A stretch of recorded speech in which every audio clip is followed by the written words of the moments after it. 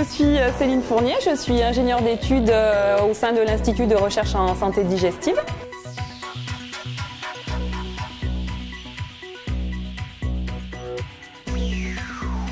Et donc moi je travaille plus particulièrement dans une équipe qui s'intéresse à toutes les pathologies liées au fer. Donc par exemple les anémies quand on n'a pas assez de fer ou les surcharges en fer comme des maladies génétiques comme l'hémochromatose en fait.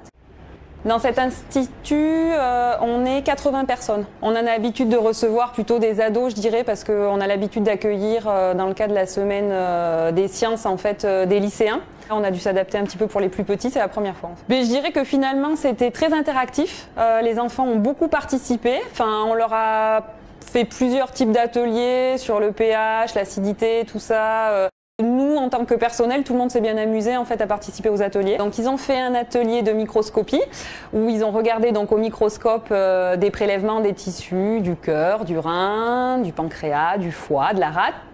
Et donc là, l'idée c'était de leur montrer en fait, parce que c'était des organes qui étaient colorés pour voir s'ils avaient beaucoup de fer ou pas. Donc s'il y avait du fer, c'était bleu, et s'il n'y avait pas de fer, c'était rose. Ensuite, il y avait un atelier où on avait un mannequin en papier et en fait, il fallait repositionner tous les organes du système digestif.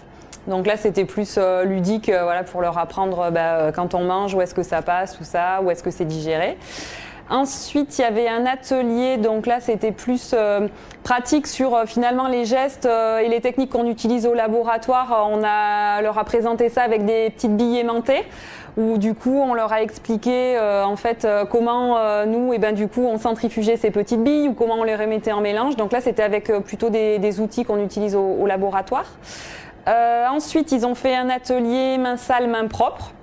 Où là c'était plus pour eux pour visualiser en fait qu'est-ce qui se passe au niveau de mes doigts, parce qu'on leur a fait mettre les doigts sur des boîtes avec des géloses sur lesquelles les bactéries peuvent pousser pour voir qu'est-ce qui se passe quand j'ai les mains propres, qu'est-ce qui pousse et quand j'ai les mains sales en fait, voilà. Ensuite on avait un petit atelier sur tout ce qui est séparation de molécules avec des colorants où en fait ils avaient des petites bandelettes et là du coup on mettait un mélange de colorants et en fonction des solutions qu'on utilisait par capillarité, on voyait que du coup on séparait différemment en fait les molécules en fonction des solutions utilisées.